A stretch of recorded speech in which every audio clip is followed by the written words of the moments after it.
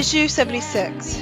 We start out with some shadow SWAT bots not finding the freedom fighters in the vessel because they had fled from it, and Sonic lampshades how returning to Mobotropolis wasn't such a good idea. Nicole tells them that it makes more sense that everyone's relocated to Knothole instead. Then Snively points out in a panic that Eggman is sure to have a file that directly pinpoints Knothole's location, since Robotnik already found it earlier. Oh yeah, I'm gonna try to call the new Eggman Eggman from now on.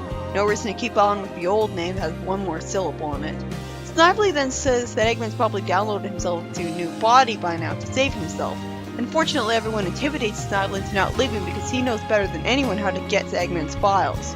Why was he reluctant to help them and trying to leave in the first place instead of wanting to do whatever it would take despite Eggman? Sonic makes a plan that, well, you two make a break-in. I guess that means Snively and Sally, but can't tell because the panel's showing me the wrong people. Sonic will create a diversion. Meanwhile, Tails and Antoine will take Sonic's parents back to Knothole, which, as you'd expect from how even Mobotropolis was crowded, is totally crowded and there just aren't enough homes. At first I thought the citizens were happy to see Sonic, but no, instead it's Kinghorn, because he's got a crown on his head, and that makes him the bestest person ever. He says that the homes must be awarded on the basis of who needs them the most. Well, duh. It's not exactly something a rocket scientist figures out. The preference is given to the very old, young, and ill. Unfortunately, it's revealed that a handful of people weren't able to escape to Knothole from the city. Elise explains, though, that he means the freedom fighters, and when he asks how the king maintains his calm, regal bearing after everything that's happened, Nate says that the king's dealt with a lot of suffering as a monarch. Oh, by the way, Elias has red hair, when Sally only has red hair because she dyes it. It sure is a coincidence that both Elias and Sally decide to dye their hair the exact same color, completely independent of each other. I mean, it's not like they're identical twins.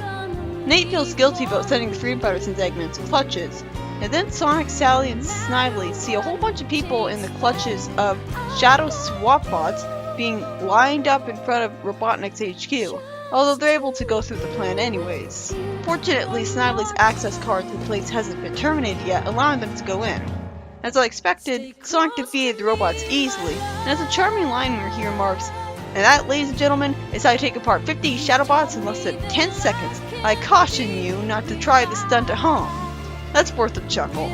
For some reason though, he gets worried and intimidated by some more of the same robots he trashed so easily just because they now have eye lasers. He tells the citizens that they've got to go to Knothole immediately, although I can't help but wonder why they didn't understand his slang. Also, this yellow Mobian is drawn hideously. What kind of eyes are that? Where's her corneas? She's like Maria in Shadow the Hedgehog. Sally gets Nicole to Eggman's master computer to magically hack into his Knothole file through the power of bullshit.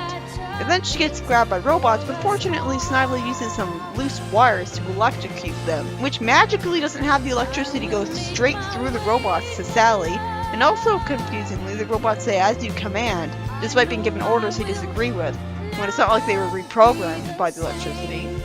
Meanwhile, Sonic decides trying to tire out some robots would be pointless, so he creates a ring of fire around them from the friction of his shoes against the ground, something he hasn't done since the Freedom Emerald story. And once again I have to ask how this could have happened when the entire purpose of his specially designed shoes is to prevent this from happening, unless they can magically let him turn that fire creation on at will.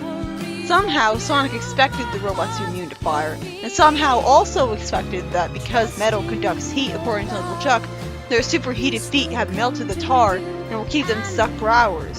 There was tar there? That sure was convenient.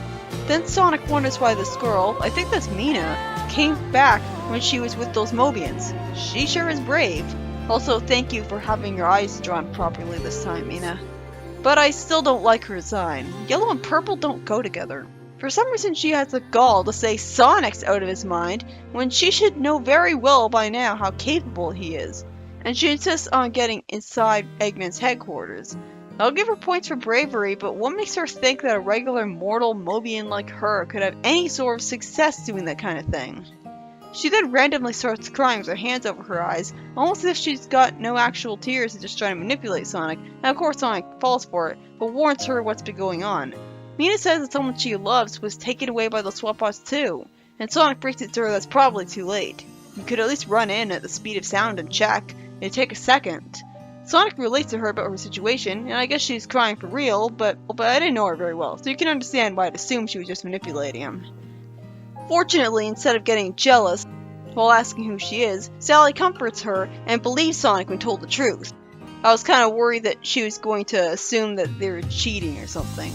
Then Snively is allowed to just walk away, and he's dumb enough to do so when he was blatantly told that the Freedom Fighters are the only ones who could protect him from the robots. It's still so weird to see modern Eggman in this comic, it's jarring to me. Eggman says while watching the Freedom Fighters through a camera that he can biomechanically interface with the software in his master computer and download the location of Knothole into his memory banks. Oh good, the minute he tries to do that he gets a virus thanks to Nicole. Hopefully she deleted the data as well as uploaded a virus. In the next story, we see Tails refusing to leave Jeremiah the librarian and his books behind in Robotropolis, and Sonic's mom agrees because she doesn't want their culture to be lost, and supposedly they'd be no better than swap bots if they left the books to be burned. Thing is, Jeremiah's been doing just fine hiding and preserving books for years, so why would he suddenly need help now? They find Jeremiah, who's reluctant to leave the library for some reason, and reminds us that his grandfather was the writer Kirby's son. And then we have Jules get totally distracted and read a passage about the Great War when they should be in a hurry to get Jeremiah to safety, making this exposition feel really forced in universe, especially since it's not just Jules but everybody who does this. At first the story just pointlessly details a war, stating the obvious, but then we see the Mobians finding dark sewers in the bunkers, and apparently the women of the group happen to have superior eyesight. Okay then. I don't claim to know how the biology of the Mobians work, but this still comes out of nowhere. It just so happened that a set of original diagrams of the sewer system have been discovered, and it was learned that the system extended further out than they thought, right behind enemy lines. Oh, so that's how Emmetius lost his eye. He got shot by a laser from an Overlander in the war. The Overlander later surprised everyone by jumping to the same underground shaft that was used by the King's soldiers, while showing inexplicable sexism because the comic wants you to hate him. And Robotnik noticed after the fact that this was his brother Colin, so it looks like conscription was practiced in the Overlander country because Colin wasn't supposed to be a soldier in a war. He was the one who denied Robotnik the ore to build his ultimate annihilator.